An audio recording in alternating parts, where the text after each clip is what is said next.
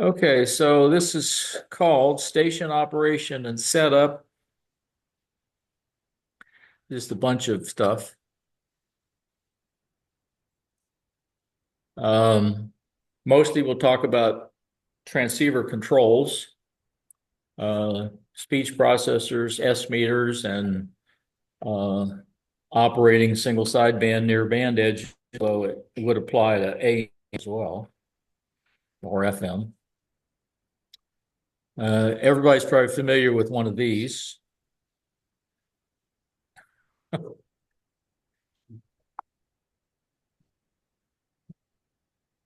Um, the first thing we'll talk about is a notch filter, which will actually put a notch or a stop band somewhere in the pass band to block interfering signals.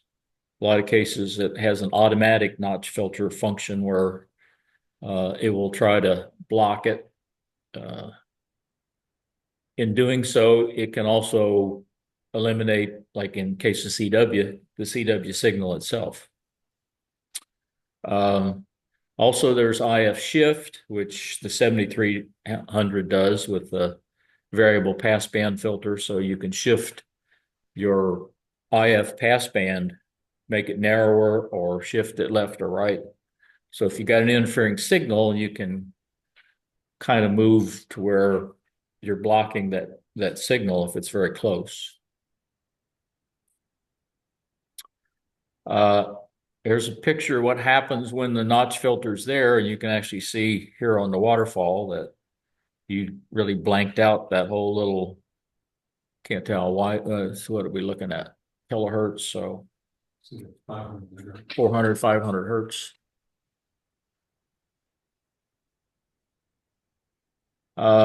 For IF shift, a lot of times the display will show these two pass bands and you move them individually, left and right.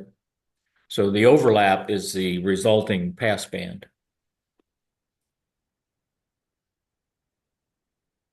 I think that's what they're labeled on the 7300, pass band 1 and 2.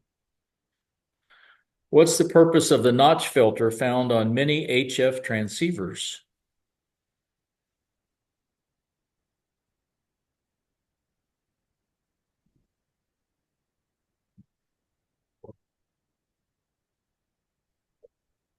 Attenuator, most of the time, you have an attenuator or RF gain. Usually you don't use them at both at the same time. In fact, I know on the 7300 you can't. It's one or the other. Pretty sure. Yes, it's the same button. So if you've got uh, overloaded signal because it's very strong and particularly down in the lower bands where you're also getting a lot of noise, the attenuator can help because it's not going to have hardly any effect on the signal and noise ratio. So even though you're reducing the signal, you're also reducing the overload, which is causing other problems, desensitization and That would be way up in the front end of the receiver. yes, it's up where the RF gain is.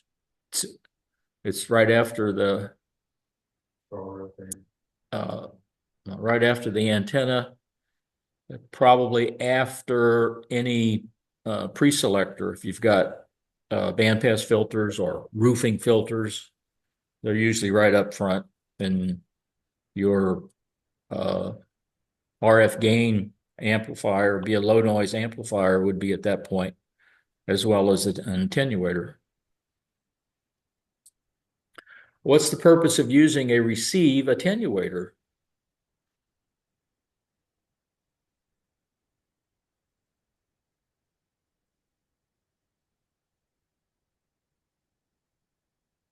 What was that one?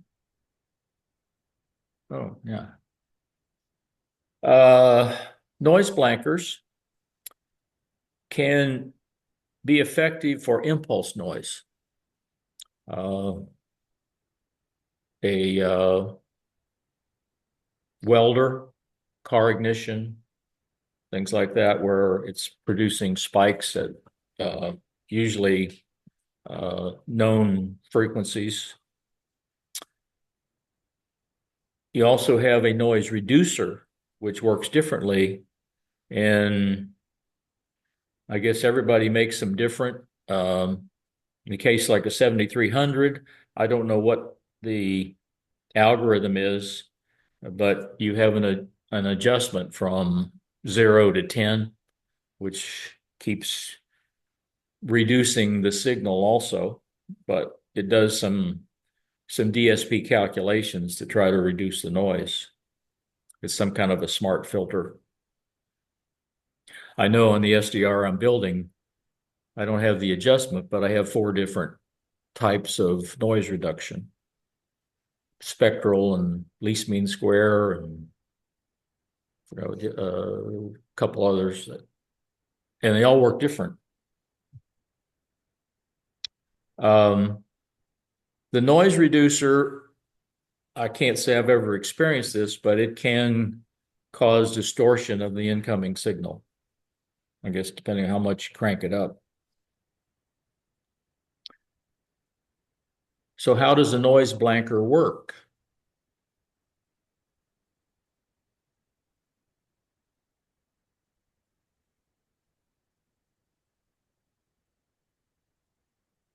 Yeah, I don't think I mentioned. I skipped over that. It blanks the signal. Yeah. If you discussed that, I must have done. No, I didn't.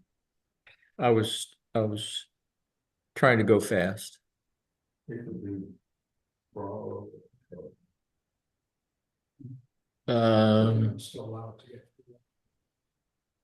It's like it's a hole. Yeah. It's like- Basically, it just reduces the gain for a period of time. Have you ever used active earmuffs when you're shooting? It turns off the amplifier when it hears the gunshot. That's all it's doing here. Yeah, it takes a bit of a. Beats it back.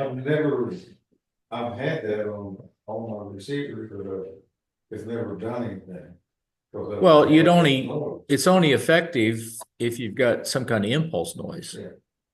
And I've never experienced it, so I've never heard it work. Well, you must have good switching power supplies, because that's one of the sources for impulse noise. I don't have noise in it, because Well, that's good. Some are better than others. so that just reduces the gain for everything. Yes, it turns the receiver off essentially for a period of time. So if it Now, one of the noise, then that's gonna really screw. well, usually impulse noise is narrow. It's not broadband. And you'll see it if you've got a switching supply that's noisy, or something similar that's doing some sort of switching, and you'll see like a picket fence. They're 10 kilohertz or 100 kilohertz, and they'll go up to multiple bands. You'll see these nice little things on your spectrum display. Lightning crashes. And it takes a piece of the pulse voltage to the RC circuit, feeds it back to the IF and blanks the gate shut it off, actually built. So if you turn that on and you've got a thunderstorm off in the distance, that should get rid of the. The thunderstorm is broadband. But It's spark gap. It's impulsive in nature, which is what the nature of the noise blanker. It might help, but the lightning crash might be a little longer. Yeah. The lightning is not going to look like a spike. It's going to broad You're spectrum. talking about frequency wise. Right. Oh, Right. so this is on frequency. Yes. Okay. I'm trying to think, Exactly. like a refrigerator kicks off on that, but it doesn't. Yeah. It's not well. What happens is the receiver's noise reduction control level is increased.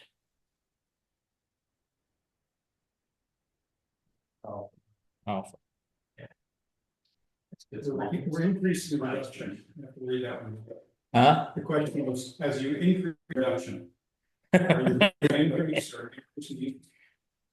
It's, you see the loose out of fidelity, it gets muffled out. It's more and more reduction. Yeah.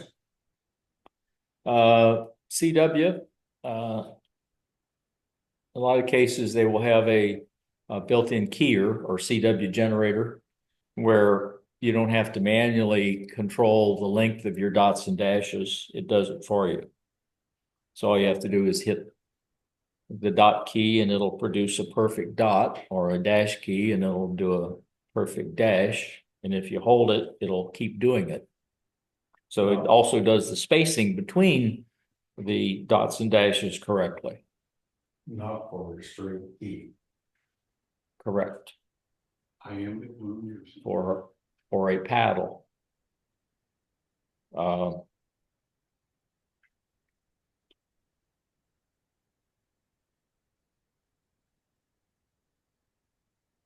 You also have typically a sideband selection, like on the 7300, you just touch that LSB and it'll give you another little menu where you say SSB and it comes back up as USB.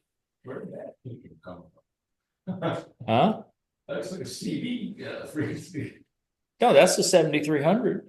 27, right? Yeah, that's a CD channel. Oh, well, you can tune there, you can't transmit. Yeah, That's what- CBers use SSB sometimes. Yeah, I know they do, but. Yeah. I've taken CDs. And then. Maybe 10 frequency. Yes, but the reason you do that is for CW. Okay, where it doesn't really care. It's not voice. So this doesn't matter that it's inverted. So we switching sidebands. If you got an interfering signal, if you switch sidebands, you've moved it. But then you have to retune, don't you? Is it CW? Wouldn't you have to retune frequency if you're switching the opposite side? Since it's AM, there's not- No, you shouldn't, because you're beating at whatever the carrier is, and you've got a BFO oscillator that's whatever your side tone. Because that's what you're hearing is the side tone generator in the receiver, not the signal. Because all you're getting is the carrier on and off. Okay. And if you're at that frequency, you don't hear anything. So you got to beat it with something or heterodyne it with something. So it shouldn't care. Yeah. I mean, I guess you're getting a negative beat frequency, and it's possible to have negative frequencies, especially in the math for these things. It's like square root of -1, imaginary. What's the function of an electronic keyer?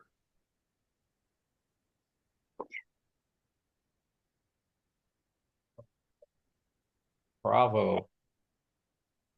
What's the benefit of using the opposite or reverse sideband when receiving CW?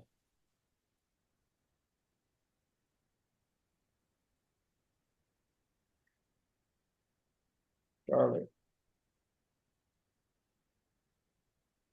I talked to Gary about that. Ilbrin. W4GAL. You know, he's been doing CW since he was 12 years old, and he's what, 85 or something. And he says he does that a lot. I've noticed when I accidentally get in the CW portions of the band, that sometimes it's easier for me to tune it and hear it in sideband mode as opposed to in CW mode. Am I just doing something wrong? And they're never the same frequency. I don't know.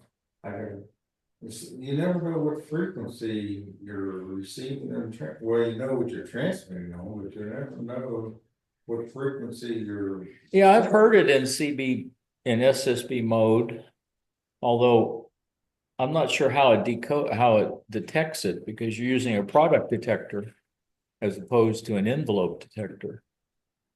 But yes, I mean you can detect the signal.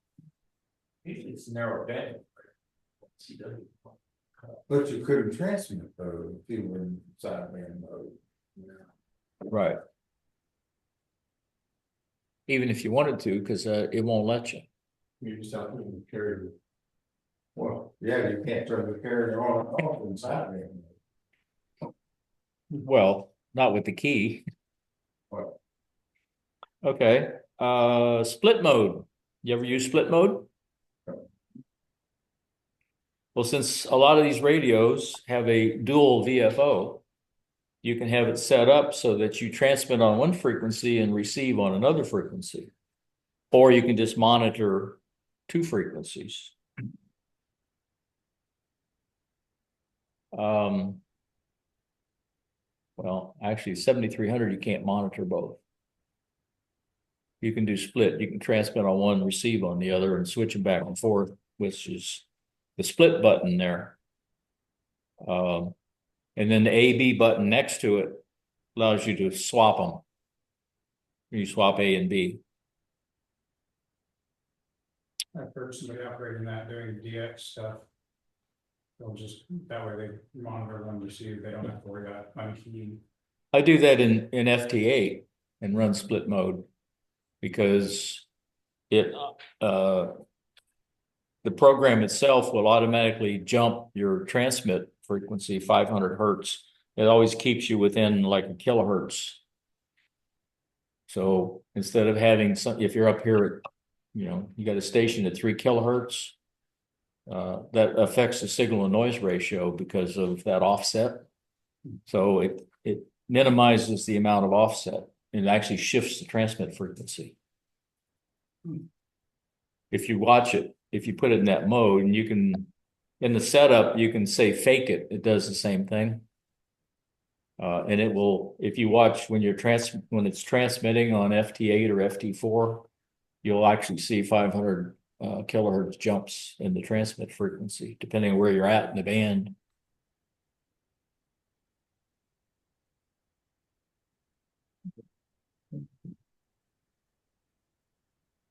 Okay. we can talk about that some. Okay. Talk about that at lunch. And dual FO means that you can monitor two frequencies simultaneously. But I'm not sure 7300 has separate VFOs, but it doesn't have two receivers. So I don't know that you can monitor two. It's all between the two, I think, so you don't Yeah. have to set them differently. You can Right. do that. Here's what I'm listening to, punch a button and now I'm in a different. For the 7610, I can do that because it's got two receivers. It's just like two radios. Right. Well, only one transmits though. Which of the following is a common use of the dual VFO feature on a transceiver?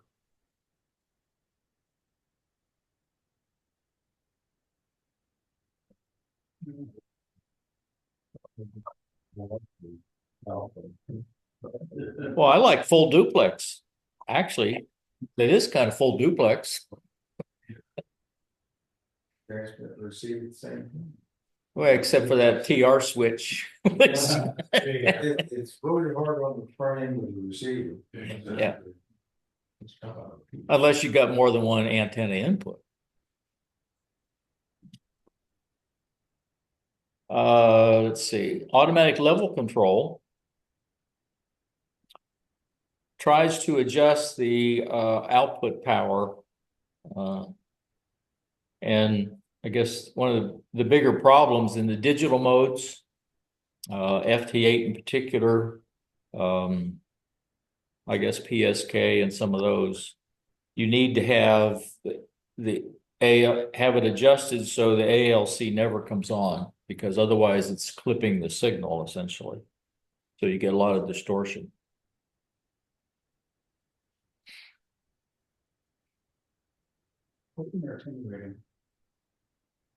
I think it actually kind of clips it. Because it starts reducing the gain.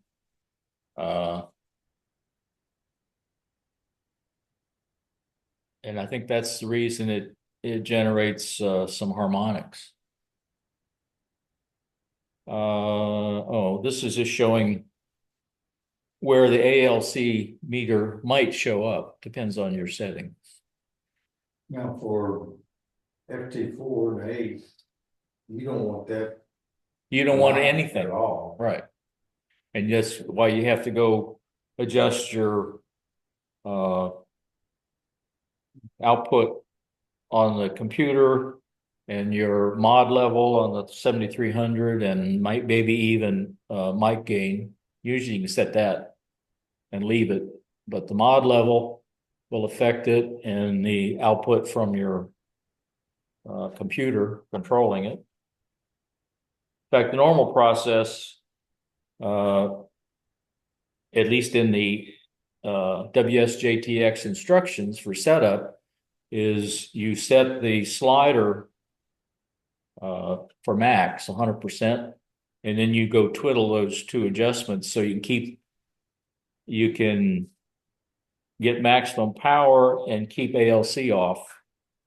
And once you got that set up, then you can control your power output with the slider anywhere that you want. Otherwise, every time you adjust that, it messes up the others.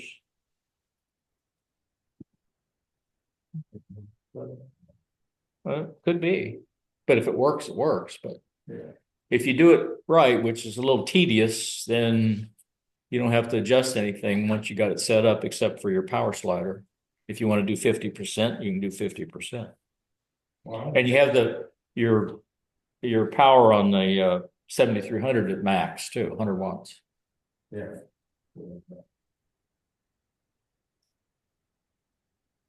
Why should the ALC system be inactive when transmitting AF/SK data? Audio frequency shift keying.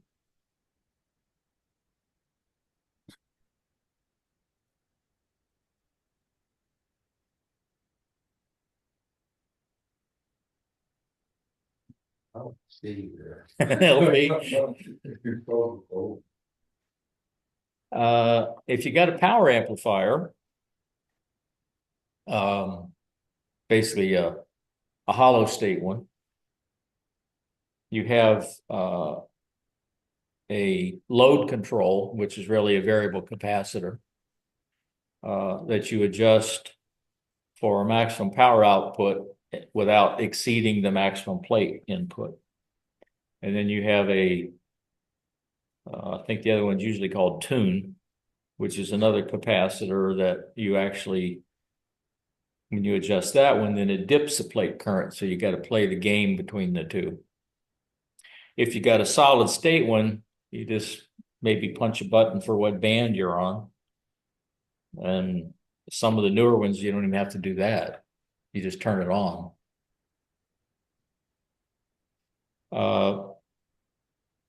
There's usually a connection between the transceiver and the power amplifier for ALC. So it will also do level control on the power amplifier. And you got the same problem there. You don't want it on if you're doing FT8 or one of those modes. Of course, I'm not sure why you'd be using a kilowatt amplifier on FT8. That sort of defeats the whole purpose, huh? see where we're going. Oh, I know, especially in Mexico. Well, yeah. Plus, we got yeah. There's a typical old tube type plate and input. Okay. Some label those controls differently. And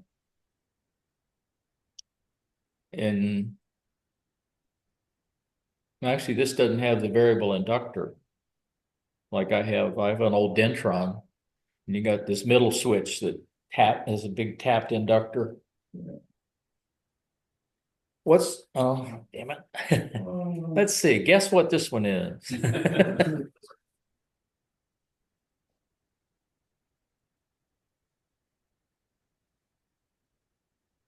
Oh. Okay.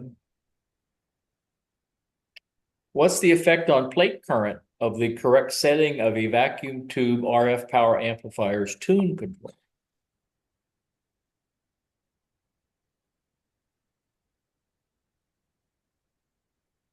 What is automatic level control Why is automatic level control used with an RF power amplifier?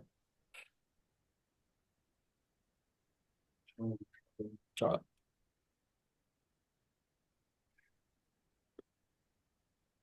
although I think if the ALC is on, you probably need to turn your drive down as opposed to letting ALC take care of it.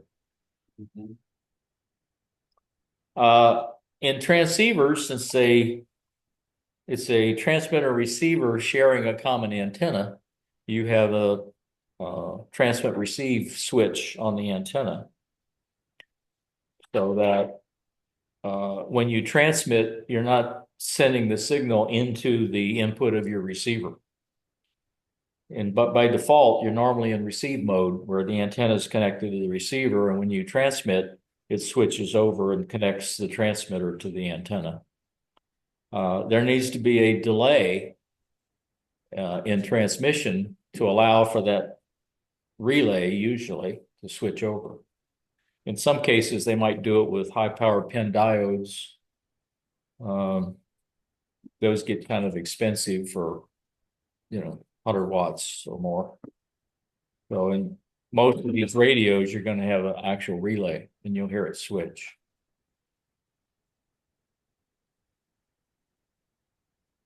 What's the purpose of delaying RF output after activating a transmitter's keying line to an external amplifier? Sure.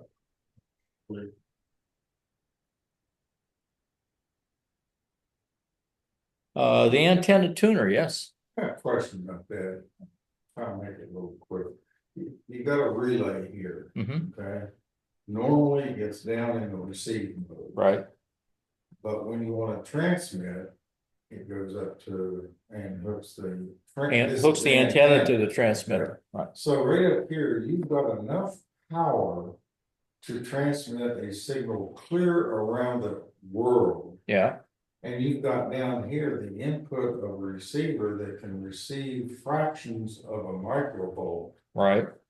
And they're real close together. That's why you use an RF relay that has good isolation. More than the entire globe. I mean, you've got a lot of power, you've got a lot of sensitivity, and they're a fraction of an inch or a millimeter away from each other. You would think that you're still gonna have enough energy going from here down to here that receive circuit's gonna be french fried, but it doesn't. They work pretty well. But how can you have 100 watts or unlimited? You can have 200 Yeah, watts. I'm listening to it, of course. Eighth I'll speak to him a bit. eighth of an inch away.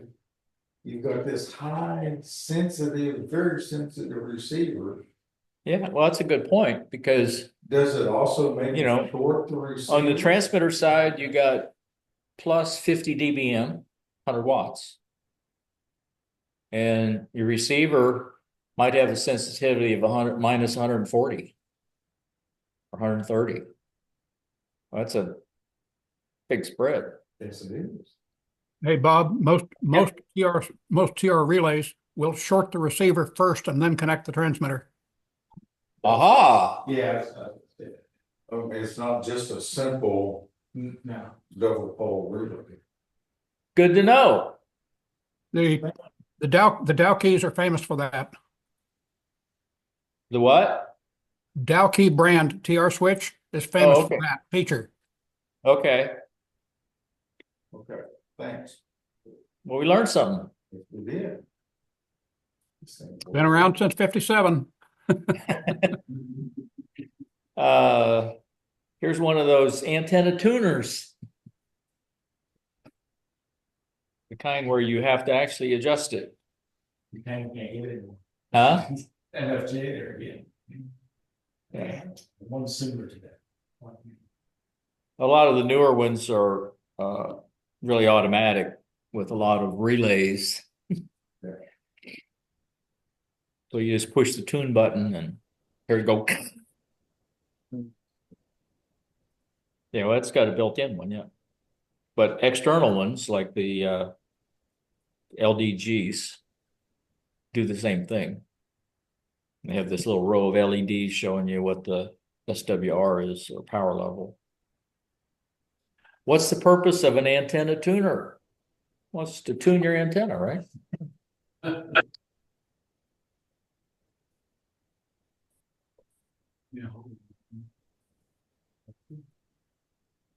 Actually, Yeah, the answer is not on there it just makes it. Really? What's the correct answer? to make the transmitter happy. Bye. Yeah, but of the answers that are on there, Oh, which is the one that's most correct?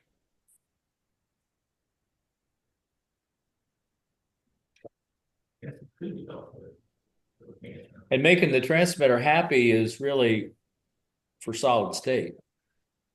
Tubes don't care that much. they care, but they're much more tolerant. Yeah. But it almost could be alpha in the sense that if you're using the SWR meter on the 7300, hey, that'll look good. Speech processors, it's really an equalizer, which lets you change the frequency response of the voice signal so that you can shift the emphasis up to higher frequencies, so you get an apparent louder signal.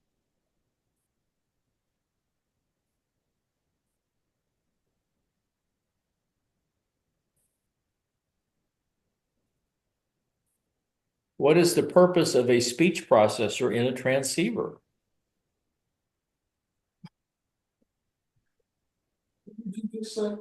I don't remember. I have a short-term memory problem. Alpha. It's apparent. Because there's no more power coming in, your voice is not any different. But because of, changing the frequency response of it, you can make it appear louder. How does the speech processor affect a single sideband phone signal?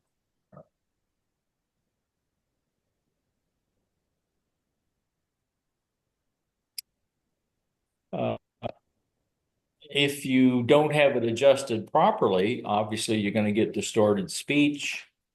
You could cause splatter, which means you're getting spurs and things on your output transmit waveform. And I guess if you've got it peaked up for too much on the high end, you're going to get some background pickup. What's the effect of an incorrectly adjusted processor?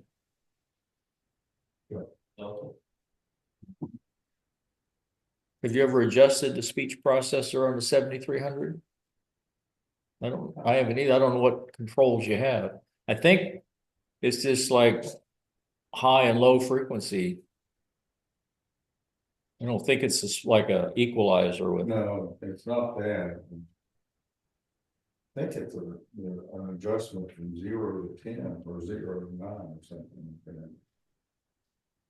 What's the effect of incorrectly adjusted speech processor?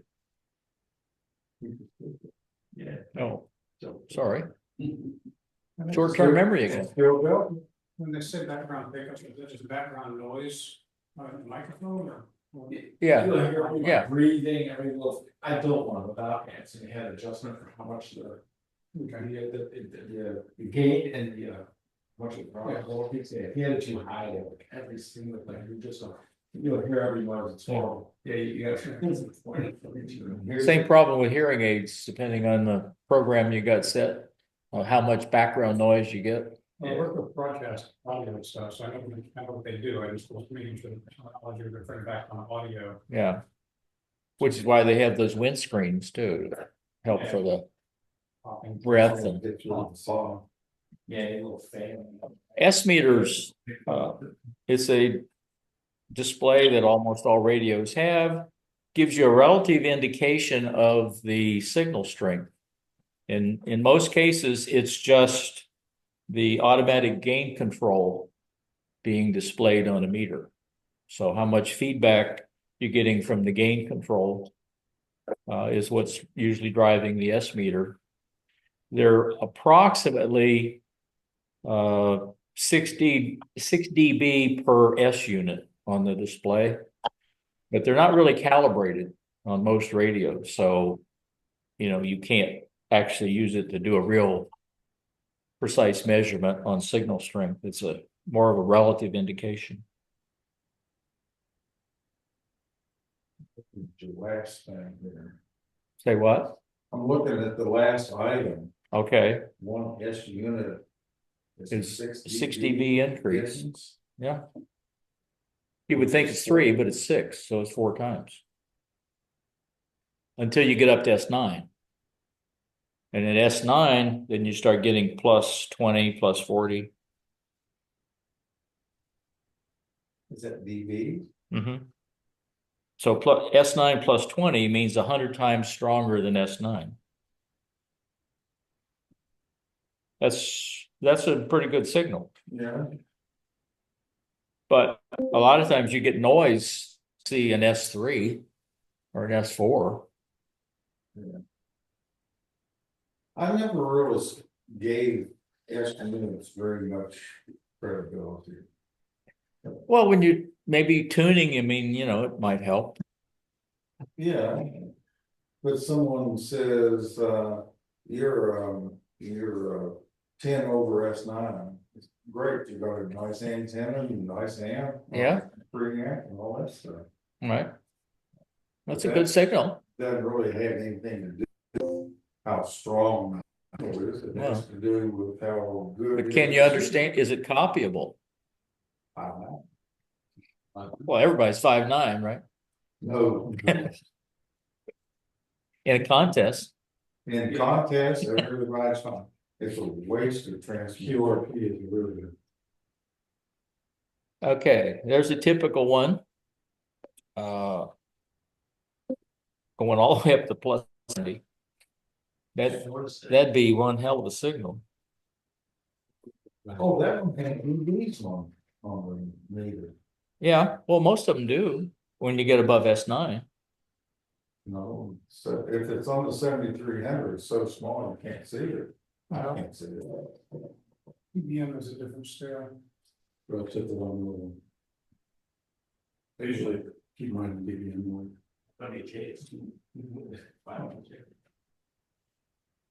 Yeah. I don't know where. What's the purpose of the red? Just mean it's plus? Yeah, it's Stronger. you may be getting into overload up there. 5 plus 1, that's showing the temperature of your RF amplifier. Yeah, there you go. What does an S meter measure?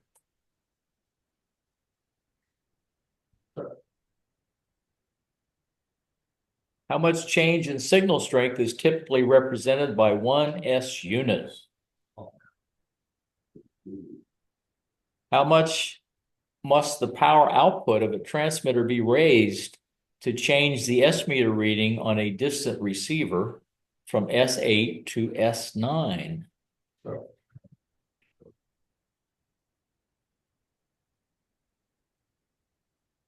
Above S9, they're calibrated in dB. We say a signal whose strength is greater than S9 is some value over S9. So S9 plus 20 or 10 or whatever.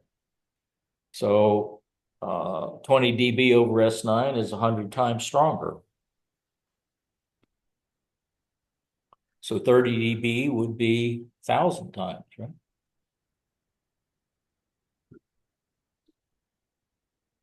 It's all logarithmic. And there's that old meter again. How does a signal that reads 20 dB over S9 compare to one that reads S9 on a receiver, assuming a properly calibrated S meter?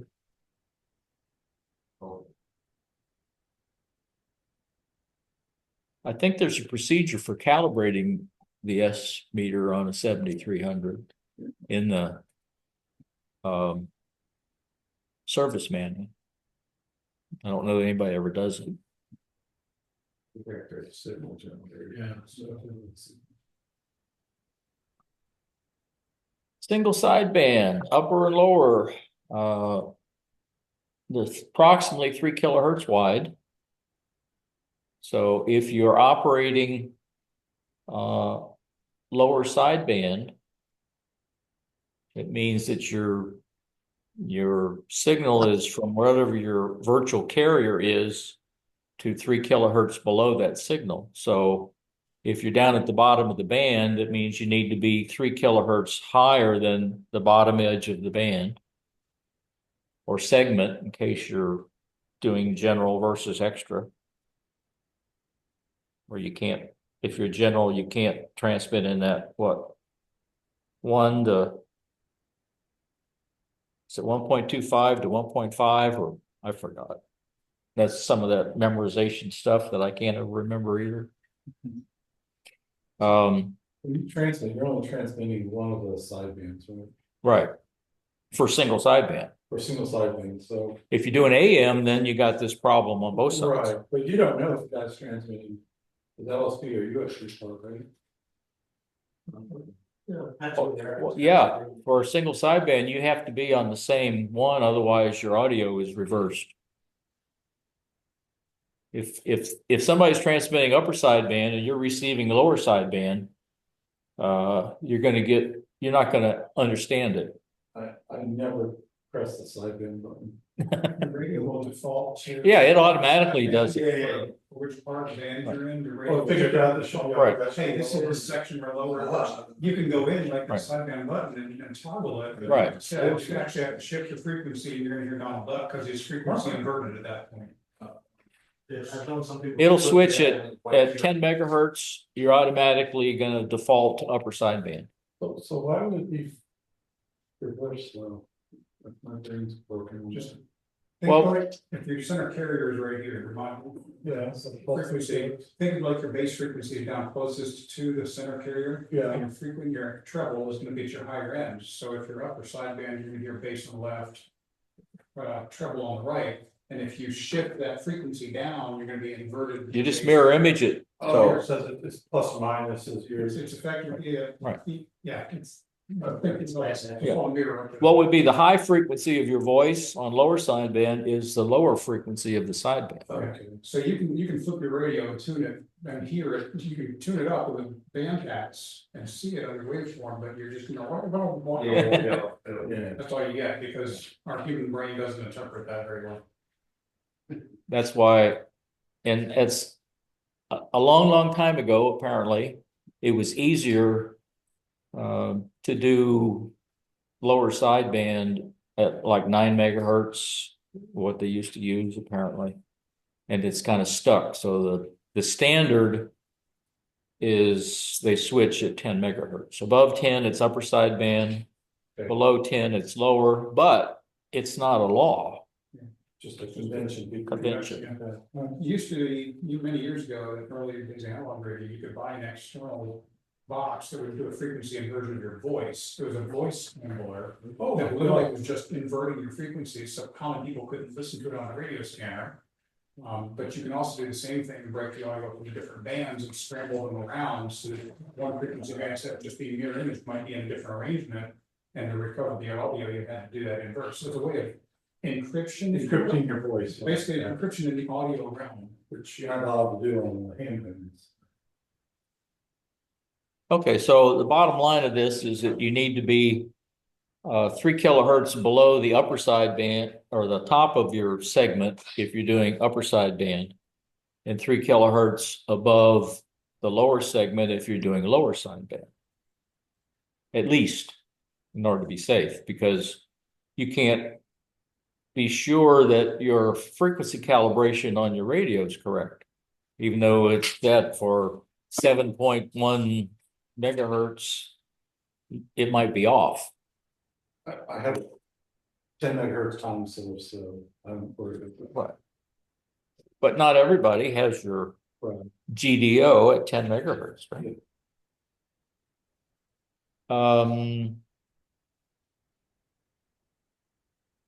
And then there's example there is for the general class 40-meter band where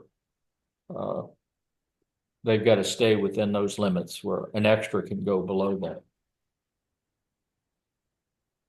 So how close to the lower edge of a phone segment should your display and carrier frequency be when using 3 kilohertz wide LSB?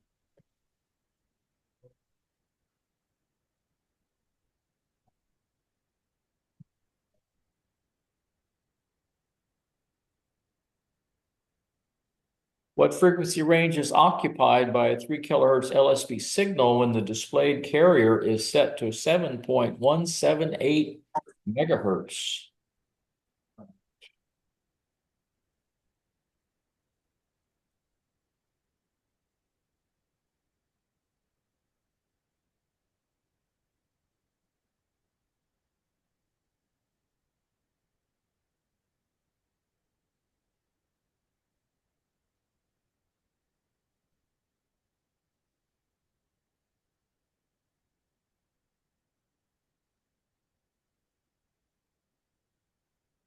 You look puzzled.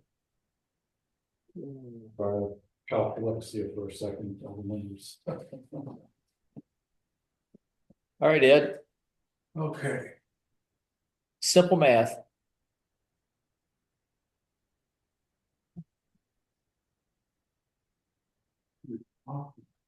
Mhm.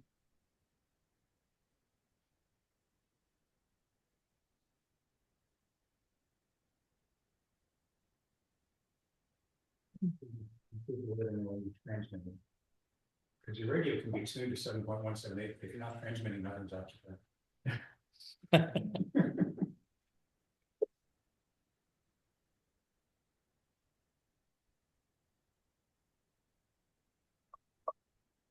But it's assuming you're not doing split mode.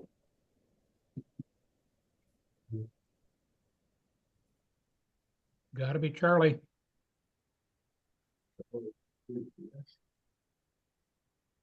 Well, let's see. There's 3 kilohertz from the carrier, 3 kilohertz below.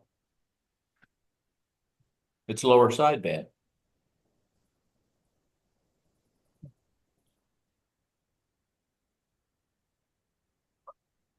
How close to the upper edge of the phone segment should your displayed carrier frequency be when using 3 kilohertz wide upper sideband?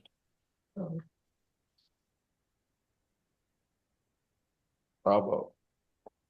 What frequency range is occupied by a 3 kilohertz upper sideband when the displayed carrier frequency is set to 14.347 megahertz?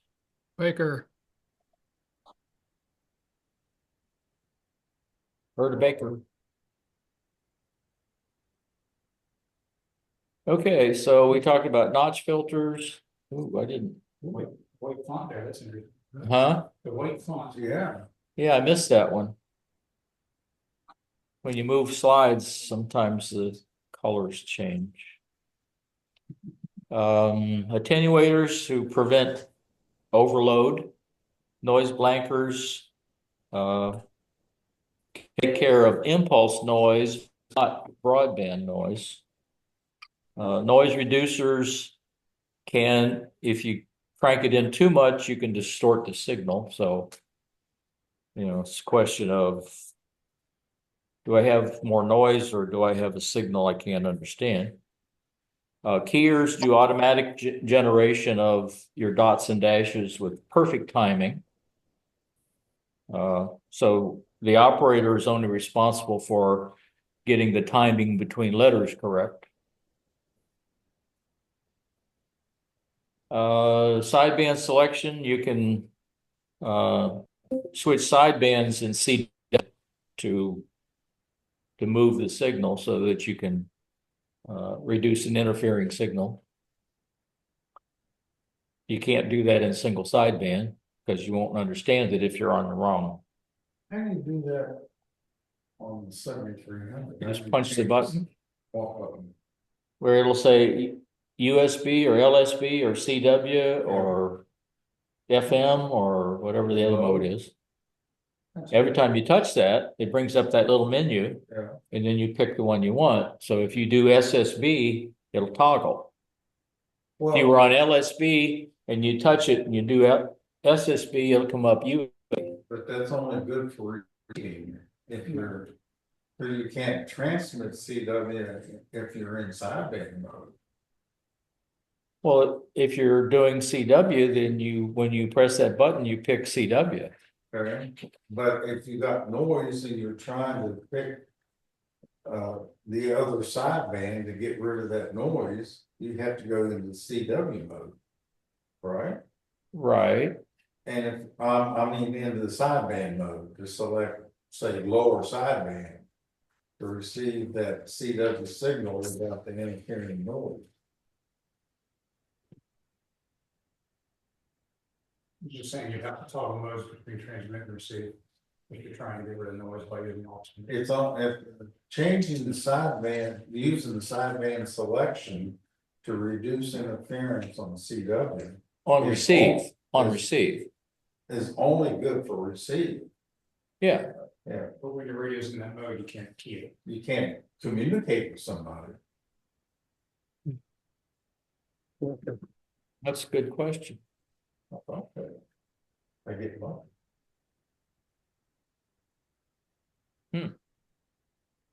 Must be a defect in the 7300. Because I can switch modes, whether I'm in CW or single sideband on my SDR radio. So there. Then I'm wrong, then. No, Can't- I don't know how you do it on the 7300. Well, you obviously gotta be able to do it. I've never done it, so I don't Theory know. question. Huh? I think it's a question talking about theory instead of Right. practice. No, I'm talking about practice. Yeah. If you're using the receiver to receive, you wanna talk to this guy over What here. I mean is the questions that he's presented where you can toggle to the other sideband to reduce interference. I think that's a theoretical application of knowledge to the situation. Right. Practice doesn't really work out very much. Oh. Good. I mean, So on obviously. your radio, you can be in sideband mode, Mm-hmm, upper or lower, mm-hmm. and you can do CW with your key. No, I can select CW and also pick upper or lower sideband independently. There might be a way to do it on the 73. I don't know, not that same way, but That's okay, 'cause CW, okay. I don't know CW, but I have seen a setting on here that versus the. yeah, they talk about a reverse, but I don't know where it may be in the menu. Hold CW. You punch it and select CW, and then if you want to invert it, you hold. I don't know. if the that's Oh, really? the Same thing or not. I Well, don't- why didn't you say that? Hmm? Why didn't you say that before?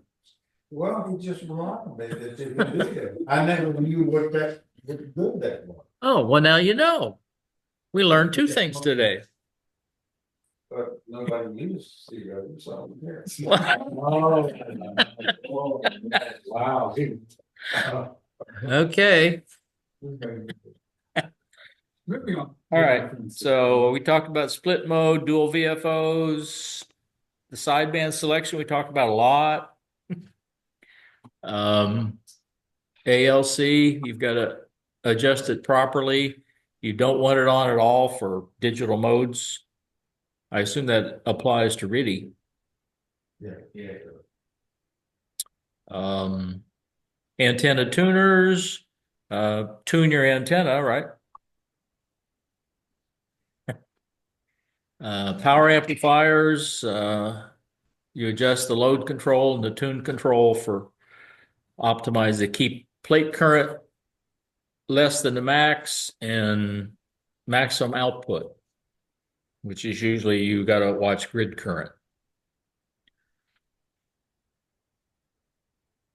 Oh, speech processors allow you to emphasize some frequencies more than others so that you can change the apparent loudness of your transmitted voice signal. And it increases your average power on SSB, since SSB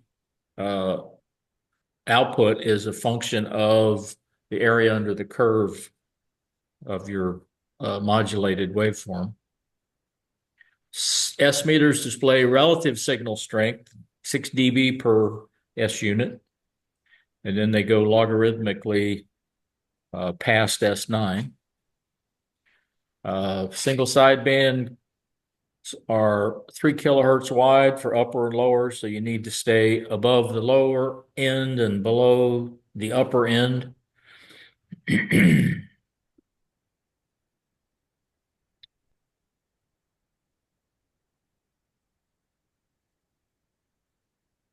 So